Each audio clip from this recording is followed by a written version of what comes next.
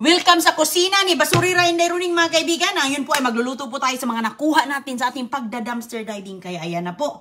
Arangkada na tayo ngayon. Number 1, kawali galing sa basura.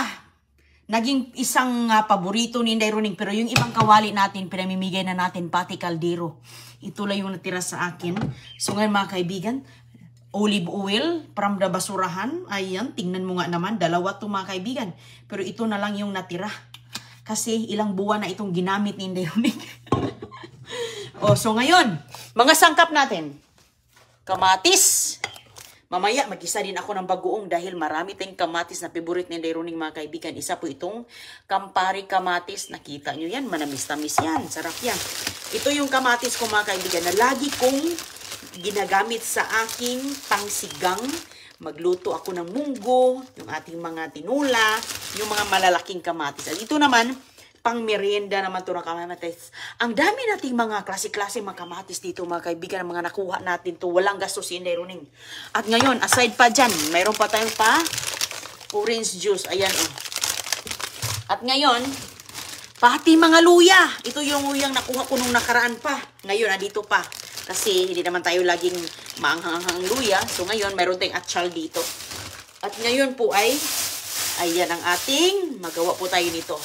Ito po ay zucchini squash. Marami tayo niyan. So ngayon po, mayroon tayo ditong, ilalagay na natin ang ating sibuyas from the dumpster. Okay. Alright. Very simple and easy lang to. Lutong bahay. Kung anong meron ka dyan, kung anong mga sangkap mo na mayroon ka dyan sa bahay mo, yan lang ang ginagamit natin. Hindi na tayo tatakbo ng tindahan ang magka-problema pa. Simple and easy lang mga kaibigan. Ang ating lutong bahay na walang mga kaarti-arti. Pasok sa ating panglasa. At number 1, pasok sa ating budget. At ngayon po ito, wala naman itong budget kasi nga, pag magsikap ka talagang makakain ka. Ayan langoy lang doon sa basura mga kaibigan. Ang ganda nito. Campari kamatis. Ito yung kinakain na pang snack Pang merienda lang to. Gusto ko kasi marami siyang kamatis kasi malinamnam to. Masarap-sarap. Manamis-tamis. Campari kamatis. Ito yung nilalagyan ng, yung cheese na mozzarella cheese sa ibabaw at lalagyan ng balsamic balsamic ba yun? Sabi nga yan? American food ba? Ayan. Ayan, kamatis natin. Ganon, ikot-ikutin lang natin. Very simple. Simple lang. Kuha muna tayo dito ng takpan natin. Ayan, walang takip itong kawali na to, pero mayroon tayo dito na. So, ayan po.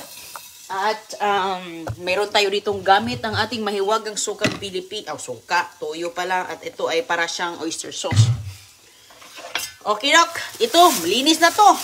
Ay, lagyan pala natin ng itong makulay na atsal natin. May malalaki din ako Busog nga yung aking manok Yung kanilang gustong-gusto ng aking mga manok. Lagay lang nayo dito ng ganito.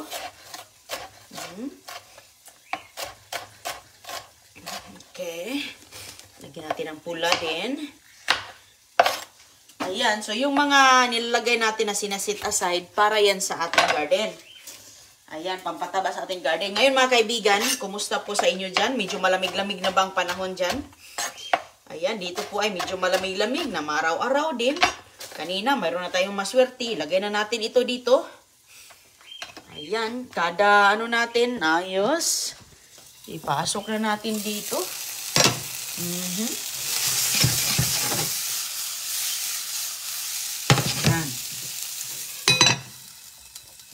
Okay, mahina lang naman yon. Okay, so dito na tayo. Ito ang tinatawag na zucchini squash dito. Ang dami nito, paborito ito ng mga alaga natin, very nutritious. Pamilya lang ito sa mga gumagapang na mga prutas ba, gaya ng mga upo, gaya ng kalabasa. Wala namang pagkakaiba yung niya, lasa. So, ginaganito ko mga kaibigan. Ayan. Ginaganito, pwede mong hiwain siya, pero pwede mong, yung gusto mong panghiwa nito. Pero ito yung ating, ngayon, specialty. Pasarapin natin siya. May twist ba siyang mga pagiring-giring ba, na parang mga buhok-buhok ba na gumaganyan. So, ang gamit ko, ang pangkuskus ng ating mga buko. Yung buko, ito lang yung natira mga kaibigan. Ito na yung matibay na natira kasi nga, sa tigas ng buko na kukuha ko, kinudkod ko, ayan ang tira. Ayan. Okay. So, maganda siya. Pwede mo itong gawing, para siyang spaghetti style, spaghetti. Ito yung ginagawang salad din dito, mga kaibigan. Ginagawang salad, al dente style. Ayan. So, kung wala kang ganitong pangkudkod, pero hindi ko alam kung mayroon bang zucchini squash sa Pinas, no? Hindi ko sigurado kung mayroon ba. Dito kasi, maraming tinatapon sa basurahan. Hindi lang po to. So, ngayon po, ay ilagay na natin to. Lagyan natin to ng ating mga sauce doon. Masarap po siya. Hindi naman siya matapang. Tamang-tama lang. Parang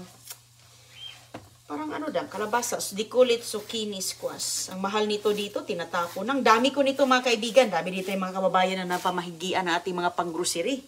Grocery sa dumpster.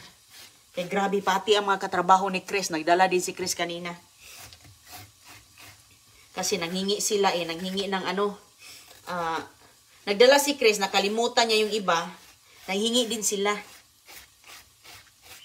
Kasi nga, at least kahit papaano, ayan, okay na yan. Ito na pong itsura niya.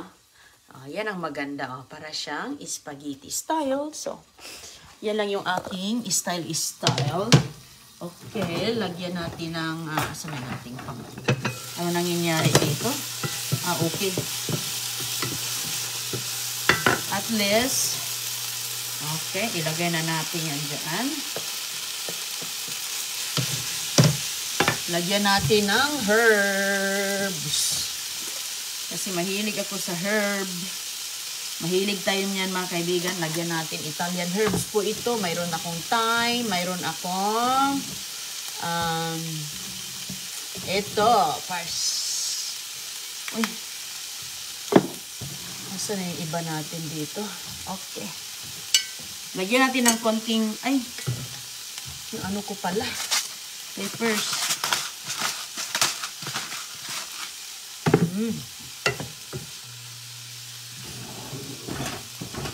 Pag-ukay natin. Ano muna natin? Haluin muna natin siya. Lagyan natin ng konting, ano to siya mga kaibigan, ating konting oyster sauce. Maliit lang. Ayan. At saka, konting toyo. Pang flavor. Ayos na yan. At palakasan natin yung ating apoy.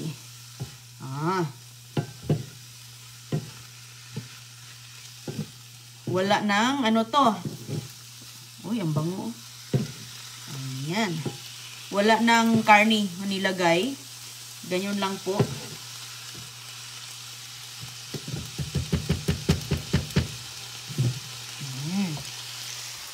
Sami, yummy-licious na yan pagkatapos. O, diba? Ayan ang itsura niya. Yan na yung ating kakainin. Tapos, mayroon po tayo itong bahaw na kanin. Ipaibabaw natin ito sa bahaw na kanin natin. Gabi po itong kanin na to Ayan. Ukol. Hindi runing.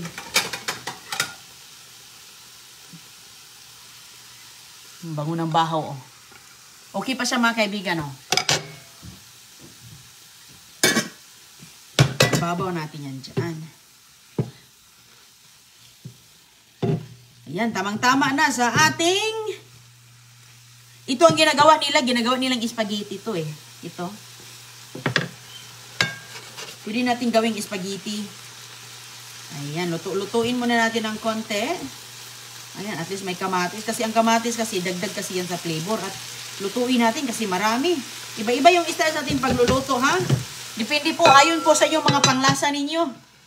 Kasi iba-iba man tayo ng mga kinakain. Hindi man tayo magkapareho, pero magkapareho tayo, pero iba ang ating mga pagluluto style. Depende lang yan sa inyo. So, tayo ay simple lang. Simpleng mga lutong bahay. At ito mga kaibigan, pakain natin yan sa ating alaga. Kasi, para lasang gulay ang kanilang itlog ba. Malapit na yung mga itlog. Mas-surprise na lang tayo nun. May bagbigyan na tayo ng 8 itlog sa isang araw. Tingnan nyo nga naman. Daming manok yun eh. Mangingitlog yun lahat. At saka ay magkape pala tayo ng mais. Ayan, nakalimutan ko. Sabi ko magkape ako. Asan yung tasa natin? Yung tasa ko kay kape-kape tayo. Sarap maghigop ng kape mga kaibigan. Lalo na sa panahon ngayon na medyo malamig-lamig. Talagang random na talaga ang Pasko. Ayos na to. Okay na. Luto na yan. Turn off natin. Muna tayo. Nag-init muna tayo ng pangkape. Kape na paborito ni Inday. Hanggang ngayon, mais. Mais mga kaibigan. Pero meron ako dito. Binigyan ako ni ate Ma'am Amy Miraflor. Shout out. Ito yung kanyang binigay sa akin na mangustin kape. Binigyan niya. Nagamit ko na to. Nagamit ko na to. Tingnan mo nga oh. Puno to eh. Yan na lang oh. Ayan lang ko lang natira. Inunti-unti ko lang to eh. Kasi nga masarap to na klaseng kape. Mangustin kape. Tingnan mo nga oh. Ayan oh, may mangustin dito oh.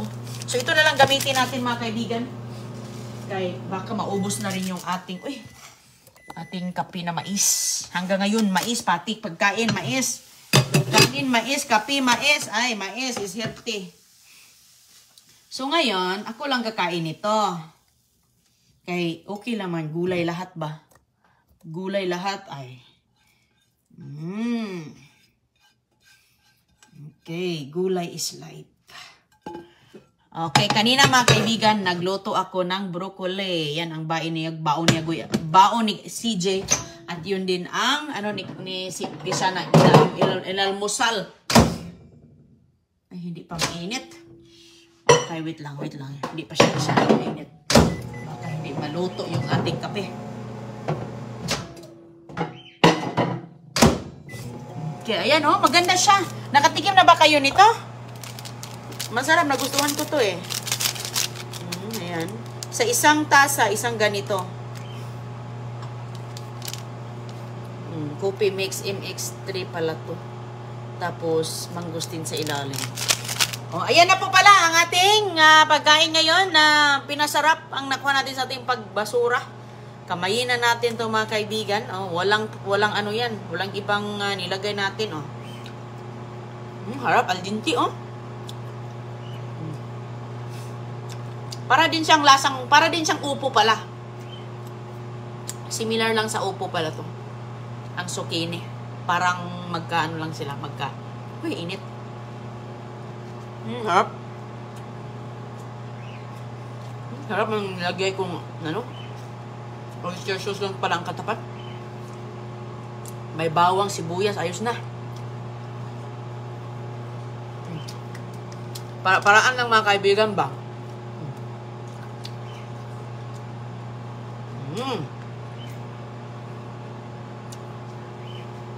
Baka mainit na to. Lagyan natin muna dito. Baka na sobrang init na tong aking kape. Hindi na natin mahigop tuloy. Ay, init na nga. Nilagay ko yung daliri ko para sigurado ba. Ayan.